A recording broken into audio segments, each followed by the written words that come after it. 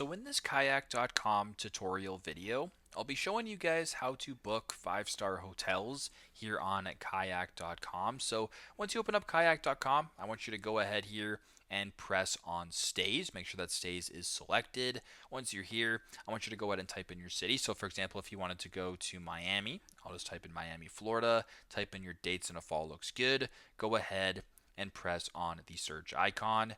Now, once you're on the search page right here, as you can tell, 2-star hotel, 3-star hotel, etc. If you kind of want to refine your search to where 5-star hotels are only showing, you can just, it's pretty straightforward. Just go to the top, go to where it says hotel class right here, press on the drop down, then where it says hotel class, make sure that 5 stars only is selected, and then go ahead and press on apply.